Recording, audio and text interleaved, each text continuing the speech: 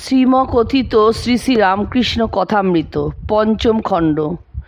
তব কথামৃতং তপ্ত জীবনং কবিভিরীতং কলমশাপোহম শ্রবণমঙ্গলং শ্রীমদাততং ভুবি গৃহ্ণন্তি যে ভূরিদা জনা। দ্বাদশ পরিচ্ছেদ। স্বামীও বলিলেন, দেহবুদ্ধি থাকিতে সোহম হয় না, অর্থাৎ সব বাসনা গেলে, সব ত্যাগ হলে তবে সমাধি হয়, সমাধি হলে তবে ব্রহ্মজ্ঞান হয়। ভক্তিযোগ সহজ ও মধুর, natural and sweet. Jnana yoga is grand, it is high philosophy, and almost every human being thinks curiously enough that he can surely do everything required of him by philosophy, but it is really very difficult to live truly the life of a philosopher. We are often apt to run into great dangers in trying to guide our life by philosophy. This world may be said to be divided between persons of demoniacal nature, who think the caretaking of the body to be the be-all and end-all of existence, and persons of godly nature who realize that the body is simply a means to an end, an instrument intended for the culture of the soul. The devil can and indeed does quote the scriptures for his own purpose, and thus the way of knowledge often appears to offer justification to what the bad man does, as much as it offers inducements to what the good man does. This is the great danger in Gyan Yoga, but Bhakti Yoga is natural, sweet and gentle. The Bhakta does not take such high flights as the Gyan Yogin, therefore he is not apt to have such big falls. Bhakti Yoga। Sri Ramakrishna কি অবতার, স্বামীজির বিশ্বাস। ভারতের মহাপুরুষগণ, দি সেজ of India সম্বন্ধে স্বামীজি বক্তৃতা দিয়াছিলেন। তাহাতে অবতার পুরুষদিগের কথা অনেক বলিয়াছিলেন। শ্রীরামচন্দ্র, শ্রীকৃষ্ণ, বুদ্ধদেব, রামানুজ, শঙ্করাচার্য, চৈতন্যদেব সকলের কথাই বলিলেন। ধর্মের গ্লানি হইয়া অধর্মের অভ্যুত্থান হইলে সাধুদের পরিত্রাণের জন্য ও পাপাচার বিনাশের জন্য আমি যুগে যুগে অবতীর্ণ হই। গীতোক্ত ভগবান শ্রীকৃষ্ণের ওই কথা উদ্ধার করিয়া বুঝাইতে লাগিলেন। Whenever virtue subsides and irreligion prevails, I create myself for the protection of the good and for the destruction of all immortality. I am coming from time to time. Sage of India. আবার বলিলেন, গীতায় শ্রীকৃষ্ণ ধর্ম সমন্বয় করিয়াছেন।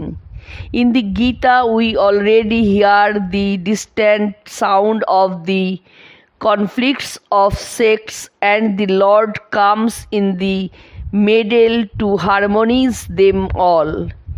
He, the great preacher of harmony, the greatest teacher of harmony, Lord Krishna himself.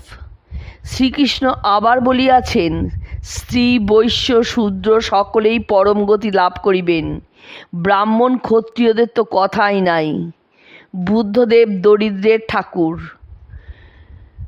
ভগবান সর্বভূতে আছেন, এইটি তিনি কাজে দেখাইলেন। বুদ্ধদেবের শিষ্যরা আত্মা জীবাত্মা এসব মানেন নাই। তাই শঙ্করাচার্য আবার বৈদিক ধর্মের উপদেশ দিলেন। তিনি বেদান্তের অদ্বৈত মত, রামানুজের বিশিষ্টাদ্বৈত মত বুঝাইতে লাগিলেন। তাহার পর চৈতন্যদেব প্রেম ভক্তি শিখাইবার জন্য অবতীর্ণ হইলেন। শঙ্কর রামানুজ জাতি বিচার করিয়াছিলেন, কিন্তু চৈতন্যদেব তাহা করিলেন না। তিনি বলিলেন, ভক্তের আবার জাতি কি? এইবার স্বামীজি ঠাকুর শ্রীরামকৃষ্ণের কথা বলিতেছেন। শঙ্করের বিচার শক্তি ও চৈতন্যদেবের প্রেম ভক্তি এইবার একাধারে মূর্তিমতী হইল। আবার শ্রীকৃষ্ণের সর্বধর্ম সমন্বয় বার্তা শোনা গেল। আবার দীন দরিদ্র পাপী তাপির জন্য বুদ্ধদেবের ন্যায় একজন ক্রন্দন করিতেছেন। শোনা গেল অবতার পুরুষগণ যেন অসম্পূর্ণ ছিলেন। ঠাকুর শ্রীরামকৃষ্ণ অবতীর্ণ হইয়া তাহাদের পূর্ণ করিয়াছেন। Fulfilment of all sages. The one Sankara had a great head, the other Chaitanya a large heart, and the time was ripe for one to be born. The embodiment of both this head and heart, the time was ripe for one to be born who is one body, would have the brilliant intellect of Shankara and the wonderfully expensive infinity heart of Chaitanya, one who would see in every sect the spirit working the same God, one who would see God in every being, one whose heart would weep for the poor, for the weak, for the outcast, for the downtrodden, for everyone in this world, inside India or outside India, and at the same time whose grand brilliant intellect would conceive of such noble thoughts as would harmonize all conflicting sects, not only in India but outside of India, and bring a marvelous harmony, the universal religion of head and heart, into existence. Such a man was born, and I had the good fortune to sit at his feet for years. The time was ripe. It was necessary that such a man should be born, and he came, and the most wonderful part of it was that his life's work was just near a city which was full of Western thought. A city which had run mad after these Occidental ideas, a city which had become more Europeanized than any other city in India. There he lived without any book learning whatsoever.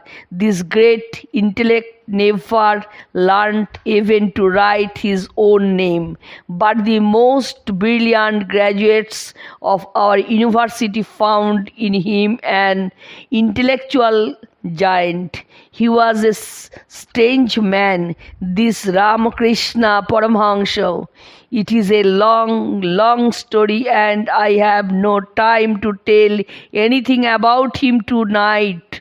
Let me now only mention the great Sri Ramakrishna, the fulfillment of the Indian sages, the sage for the time, one whose teaching is just now at the present time most beneficial, and mark the divine power working behind the man, the son of a poor priest born in an out of the way village, unknown and unthought of today, is worshipped literally by thousands in Europe and America, and tomorrow will be worshipped by thousands more, who knows the plans of the Lord. Now, my brothers, if you do not see the hand the finger of province, it is because